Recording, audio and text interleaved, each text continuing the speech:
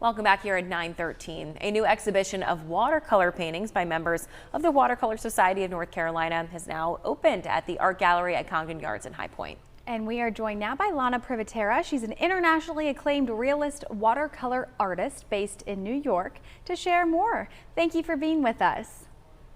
Thank you for inviting me to be here today. You're welcome. So please first tell us a little bit about yourself and how you are involved in the watercolor exhibit opening in High Point.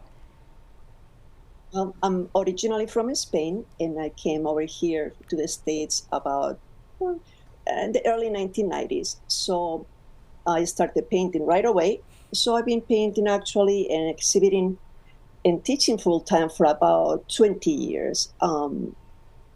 Recently, my watercolors have transitioned, so I'm painting now more like hyper-realistic style. But the society has invited me to judge their show, to give the awards. I selected initially all the paintings that were going to be in the show, and then eventually, at the end of this September, I will be judging and giving the awards to the paintings. Okay, well, can you tell us more about the Watercolor Society of North Carolina and what people can expect from it in this exhibition? Okay, this is a gorgeous exhibition. You must see it. The Watercolor Society of North Carolina is actually a statewide nonprofit organization that promotes and supports watercolor arts and artists in the area, basically statewide. So in events such as this one, the exhibit in High Point. So we actually have, we're going to have, out of the 300 paintings that I chose actually 63 paintings that are going to be in the show. They're wonderful quality, excellent watercolors that need to, they will show you actually what watercolor is all about these days. People used to think that watercolor was that wishy-washy kind of medium. These days is equal to oils, it has really progressed to get almost level with the oil quality. Well, being an artist yourself, Lana, how do you go about judging an art competition like this and selecting the watercolor pieces that you did? Actually, we all judges follow a process which is pretty simple. It's 3 points. We judge the composition, which is extremely important, to see how the artist placed the items, place all the elements in the painting. Then we also judge the story. Let's say I want to be attracted to your painting. I need to have a story that attracts me to your painting. So we need to see that something is happening there.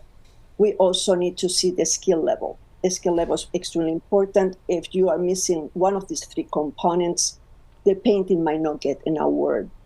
But definitely all the paintings in this exhibition have already all these 3 very important points on them.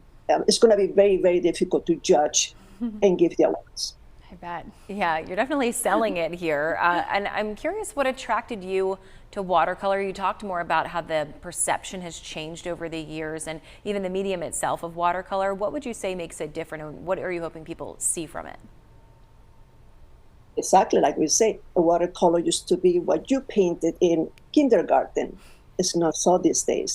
These days you can see watercolors that are hyper-realistic, watercolors that are very impressionistic. You can see a technique that's very, very tight in hyper-realism, or you can see a technique that is more loose and watery and fluid.